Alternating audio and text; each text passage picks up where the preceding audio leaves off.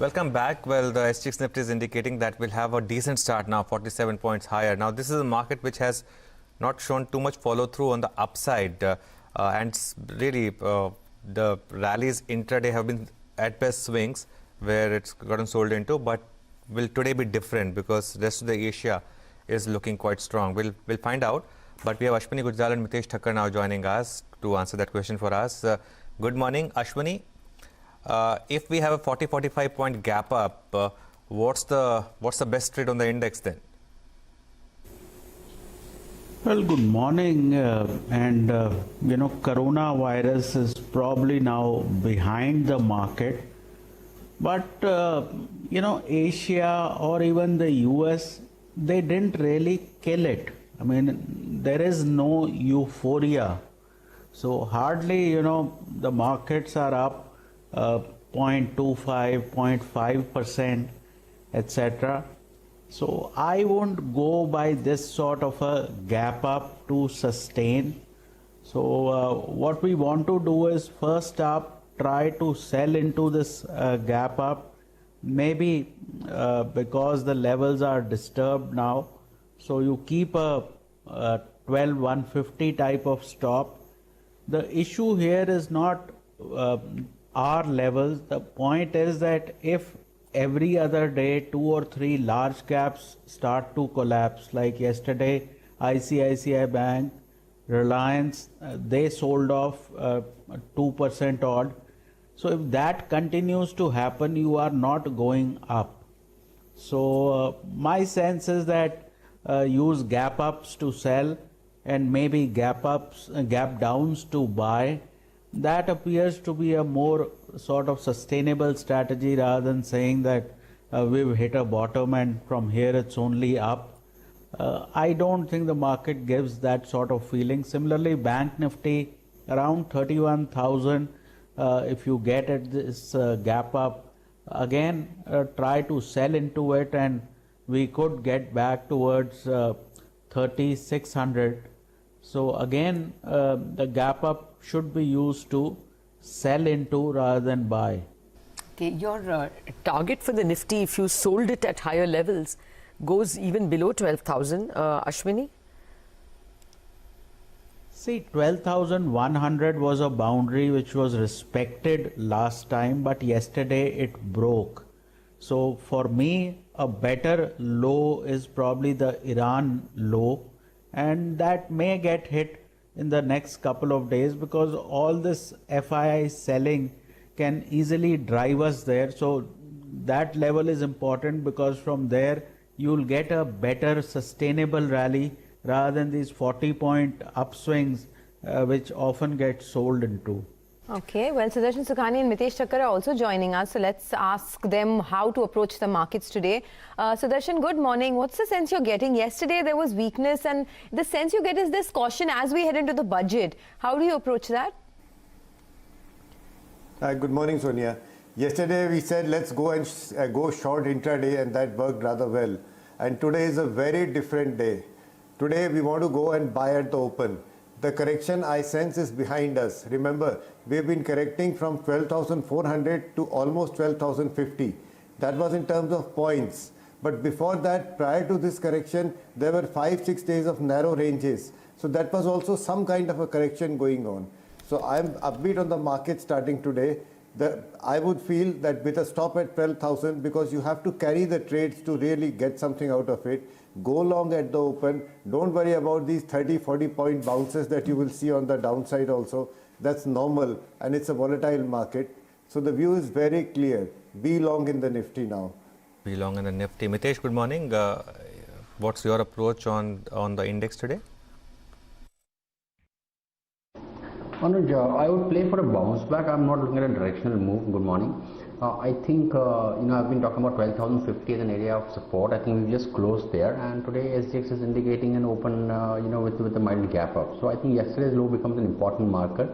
We might not break this level immediately and give a bounce back first, and then we'll take it from there. But the indicator setup is slightly on the weakest side.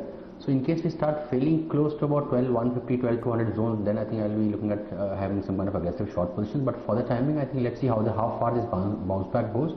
But 12,150 looks like to be the first target for the Nifty on the upside in the short term. Okay, let's talk about stocks then. Ashwani, one problem for the market is this selling that we are seeing in some of the large financials. IndusInd, for example, yesterday even ICICI Bank. Your thoughts on a couple of these names and your own stock calls? Well, it's clear that the bank Nifty rally has been punctured and the leadership is giving way even on corporate banks.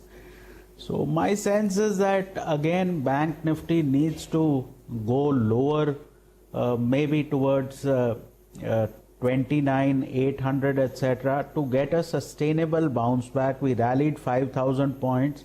We can easily give back 2,000, 2,500 points. So now the range is shifting towards the lower end, and sooner or later this 30,500, which provides intermittent support, should be given up. So till that happens, you will get these choppy moves, but IndusInd Bank is going much lower. ICICI Bank has just kind of started its correction. Kotak HDFC Bank, the up moves we see is 0.5%, 1%, but when the down move starts, they are fairly sharper. So my sense is that the bank Nifty over a period of time may underperform even the Nifty. Okay, what about individual stocks then? Mitesh, what would be on your list this morning, both on the buy and the sell side?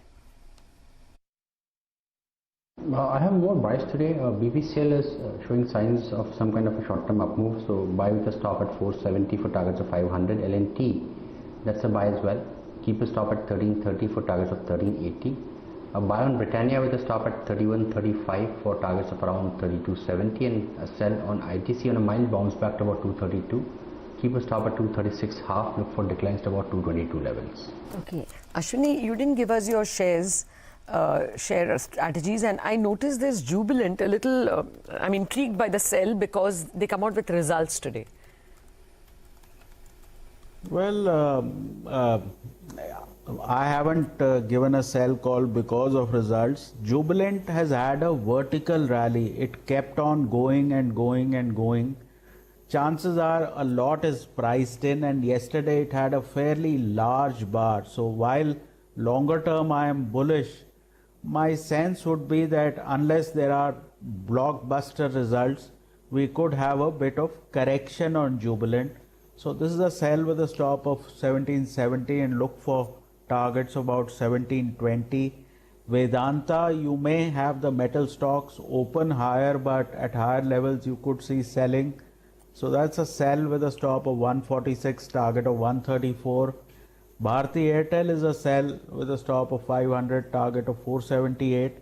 And NIT Tech, these mid-cap techs have done very well.